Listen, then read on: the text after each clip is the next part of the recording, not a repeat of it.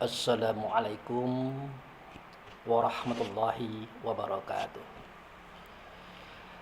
Saudara kaum muslimin dan muslimat, saudara sebangsa dan setanah air, dimanapun Anda ada dan berada. Pada hari ini kita bertemu lagi dengan saya, Abu Fikri. Ya, kita masih bercerita tentang musibah yang tengah melanda seluruh dunia, khususnya kita Indonesia. Jadi seperti yang pernah saya katakan itu, bahwasanya Allah berfirman dalam Al-Quran, tidak akan mengenai bencana di permukaan bumi itu, dan tidak pula pada diri kamu, melainkan semua itu telah tercatat dan telah tertulis dalam kitab sebelum bencana itu dijadikan ataupun terjadi. Dan ini kita bisa lihat kisahnya pada zaman Nabi Yunus. Beliau adalah satu-satunya nabi yang unik, di mana keunikan beliau itu adalah seketika beliau berdakwah, kaumnya Nabi Yunus ingkar, menentang, bahkan melawan dan mengancam beliau. Tapi Nabi tetap tenang, tetap sabar menghadapi kaumnya waktu itu.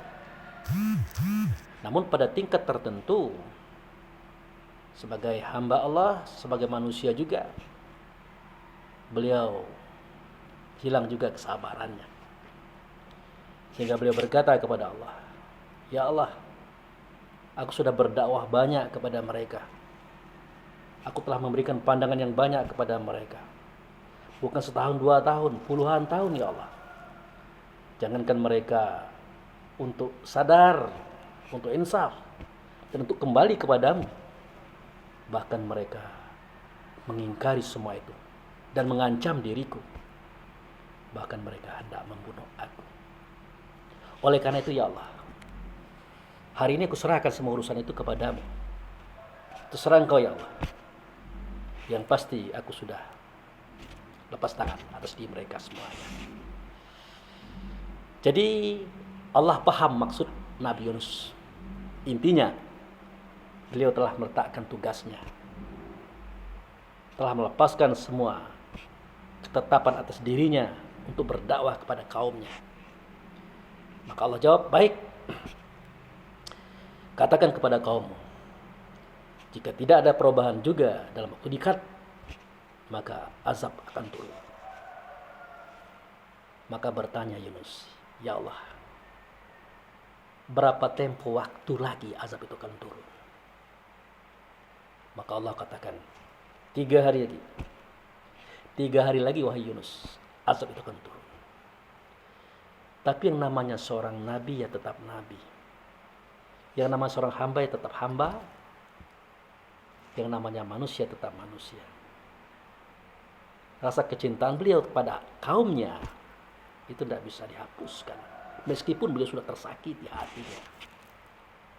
Maka terakhir Yunus menyampaikan itu kepada kaumnya, "Wahai kaumku, aku berharap untuk yang terakhir kalinya, mohon kembalilah kepada Allah. Tinggalkan semua kemaksiatan itu dan bersujudlah kamu kepada Allah. Sesungguhnya azab itu sudah dekat wahai kaumku. Sudah dekat." Maka bertanya kaumnya, "Berapa lama lagi wahai Yunus?" Kata Yunus, 3 hari lagi. Nah, ini sebuah pelanggaran loh. Tidak boleh dibuka sebenarnya, tapi oleh Yunus waktu itu dibukanya. Apa kata kaumnya?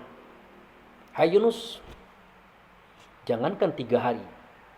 Hari ini kau turunkan, kau minta kepada Allah, turunkan azab. Kami siap menerimanya." Itu ceritanya. Akhirnya apa yang terjadi? Para hadirin rahimakumullah.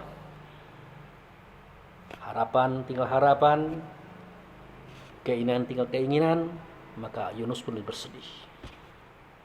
Maka dia menyatakan dirinya, "Kalau sedemikian selamat tinggal wahai kaumku, aku akan pergi. Sesungguhnya azab itu pasti datang."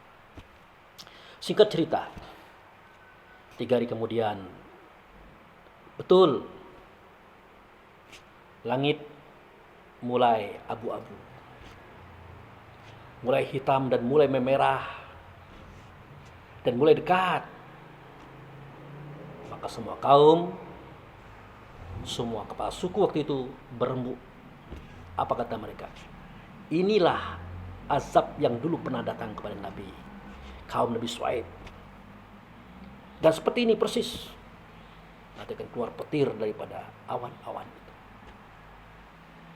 Jadi apa maksudnya, kata kepala suku yang lain? Maksudnya adalah, mari kita bertobat kepada Allah. Mari kita bersujud kepada Allah. Kita minta ampun. Akhirnya para hadirin rahimakumullah, semua mereka bersujud dan minta ampun kepada Allah. Bertaubat mereka. Dan pelan-pelan langit yang tadinya berwarna merah menjadi abu-abu, kemudian menjadi putih. Maka kegelapan itu pun hilang. Mereka pun tenang. Maka inilah satu-satu dalam sejarah kaum yang mestinya diazab, tidak jadi diazab oleh Allah karena mereka bertaubat, bukan karena mereka lari daripada Allah. Tidak. Nah, bagaimana selanjutnya cerita ini? Azab tadi bukan lari dia pindah ke laut.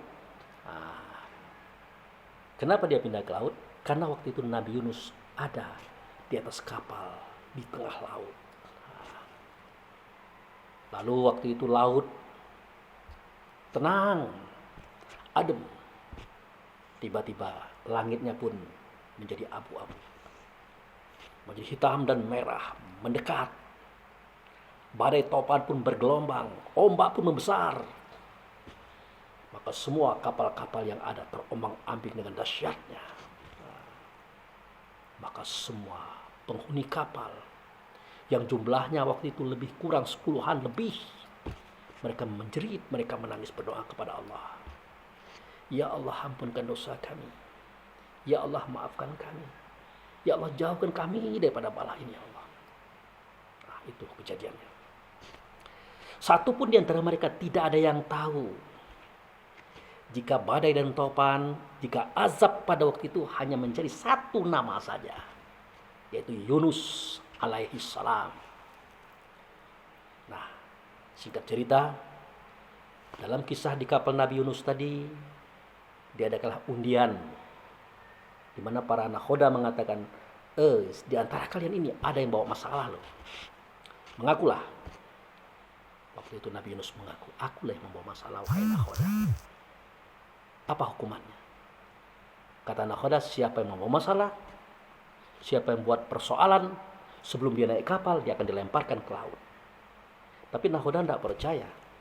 Kenapa? Nabi Yunus itu orangnya bersih, orangnya ramah, tamah, sopan santunnya luar biasa, ibadahnya kuat. Sampai diundi sekali, 2 kali, sampai 3 kali. Akhirnya nama Yunus yang keluar dalam undian itu. Akhirnya dengan berat hati, nakhoda dengan sedih hati, dia mengatakan, apa boleh buat Bapak? Ternyata Bapak harus kami lemparkan ke dalam laut. Nah, itu ceritanya. Singkat cerita, Yunus pun dilemparkan ke dalam laut. Ditangkap oleh ikan paus atau ikan nun, kemudian ditenggelamkan. Semua awak kapal menangis. Kenapa? Orang yang baik kok bisa seperti itu nasibnya. Nah, yang menarik adalah yang tadi langitnya merah menjadi hitam. Nah, hitam menjadi abu-abu, kemudian menjadi putih, terang kembali. Angin pun tenang, gelombang pun tidak lagi mengganas. Aman. Kenapa? Karena bala, karena bencana telah mendapatkan orang yang dia cari, yang tercatat namanya hanya satu orang, yaitu Yunus alaihi salam bin Matta'in. Nah, itulah maksud daripada firman Allah yang saya katakan tadi, bahwasanya semua bala, semua musibah yang ada di muka bumi sudah tercatat sebelum dia dijadikan. Ada nama-nama di situ.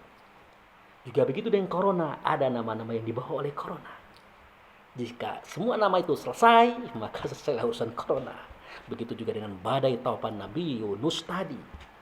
Selesai Nabi Yunus ditangkap, diambil dan ditenggelamkan, kena azab dia oleh karena kekeliruannya. Kenapa? Pertama, dia membuka rahasia Allah.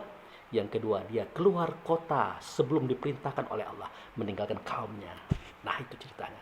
Maka semua azab tadi, semua bencana tadi selesailah sudah setelah dia mendapatkan satu nama yang tercatat pada dirinya, yaitu Yunus alaihissalam bin Matai. Demikian para pendengar yang saya hormati, percayalah, yakinlah, insya Allah mudah-mudahan kita bukanlah orang yang terdaftar di dalam catatan para corona itu. Namun jika tercatat juga, apa boleh buat, kita terima. Keinginan kecintaan, keinginan kekasih, keinginan sang pencipta diri kita untuk kita mendapatkannya, kita terima dengan ikhlas. Ikhlas bagaimana? Jika orang beriman terkena musibah, dia ikhlas. Nah, kalau dia sehat, maka gugur semua dosa-dosanya. Kalau dia wafat, maka itu tiketnya menuju surga. Tapi mudah-mudahan kita tidak sampai sejauh itu persoalannya. Demikian, terima kasih. Wabillahi taufiq wal hidayah. Assalamualaikum warahmatullahi wabarakatuh.